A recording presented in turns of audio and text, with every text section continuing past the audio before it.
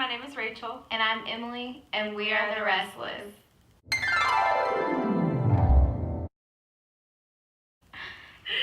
First of all, I want to point out that I have the most random cup ever, and it's the one I bought her when I went to Disney like 4 years ago, and she never uses it, so every time I come here, I drink it out of it, so it can get some use. We asked you all to send in some questions for us, and so we chose our 5 favorite ones that we wanted to answer today. The first question is, how did the Restless begin?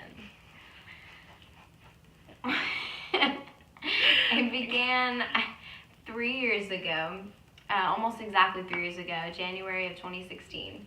And we keep that date over our beds. Oh my gosh. But we started it in 2016 of January because for a couple of years we had already been playing together. And we weren't a duo, we were just playing live shows together. And we thought that what made the most sense, since we had already been playing together and writing some songs together, was to become the Restless. You have anything to add? She actually named it. She can tell you how she named it. Well, we would just like introduce ourselves at shows as like Rachel and Emily. And I just thought about taking like the R and the E and making it bolded somehow, and then we thought about kind of the idea of like how we wanted to go about creating music and how we wanted to share it with people, and we wanted to kind of give off the message of you really can accomplish anything that you put your mind to, and you have to be restless in your pursuit of what it is that you want. So, Second question. all right, so the next question that you guys asked was to name a memorable performance. I remember, I think it was like the holiday season of 2017, and we got asked to go on Opry Radio and perform some Christmas songs, and thank you, Chris Ladd. And we decided that we were going to do a medley. We decided it like we do most things the night before. And that was because we had been doing Christmas stuff all season. That was really busy. We had done a bunch of live shows, and so we decided we were going to put something together for the radio show. Yeah, and it was 5 o'clock in the morning, and we had our dad drive us down there, and I like whipped out my acoustic in the back seat and was practicing it as we were going down the interstate. And we got there, and the people there were just so kind and so nice. And I find that the more that we perform and the more that we like get to perform live for people, it has just as much to do with the people that are there than like what you're even performing. And so it was just a really good vibe. As if I didn't look like enough of a like hipster, yeah. Millennial, I was gonna say. Okay. 3, what is your main goal as the Restless in 2019? What's our main goal? This is about coffee. Our main goal. No, I'll let you talk about it.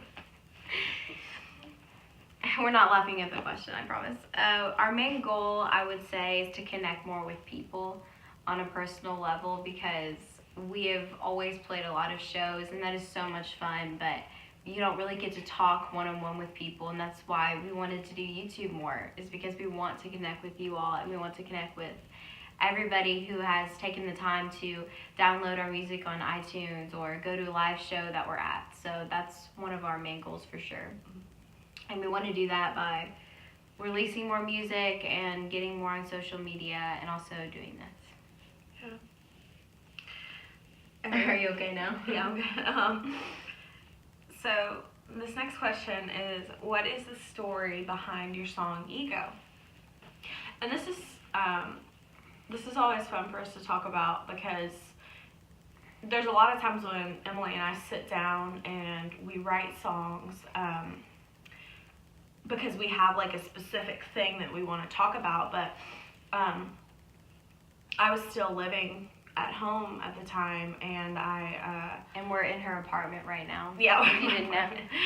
And so I had the acoustic, and I was just like sitting on my bed, and I was just like, "You got a big head, ego," and I was just like, It was completely a joke. I was totally kidding. But then, the more that I played it, Emily was like, "That could be so good," and so we wrote it. I wouldn't even say that we wrote it about like a specific person, or I mean, I'm sure like we both had someone in mind, yeah. but like it's just about a type of person, someone who's narcissistic, someone who thinks that they're the best thing ever and better than they are, and it's kind of making fun of that in a way. And we got to perform it at some really cool places. Midday Live in Kentucky was a really fun performance we did, and we did a fun photo shoot for that too. So. Yeah. Last question. What's it like playing music with your sister? That's a loaded question. I don't know. You go first. I'll have to think about it. I think being around people in music, I think that it's hard for me to imagine trusting someone more than I do my own family. I just got coffee on her carpet a little bit. I think who better to talk about like life's issues and just God.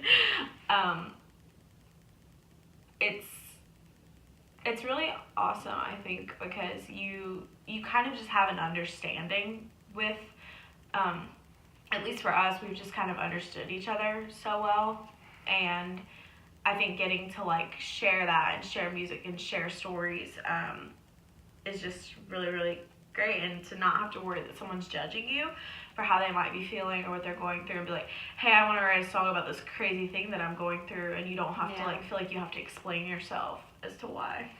I feel like she knows actually what I'm thinking before I even say it. And I think that I know a lot of what she thinks before she says it. And I think, get over here. She keeps stretching at the worst times.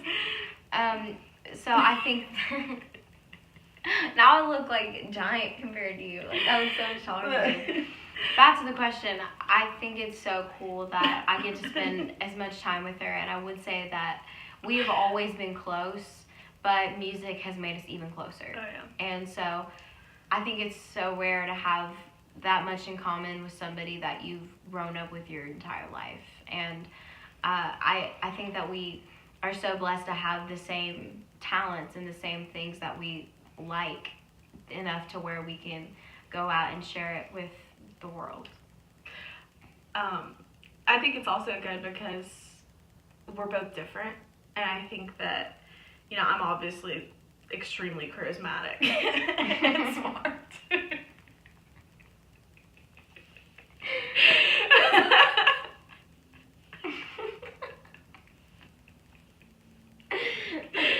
No.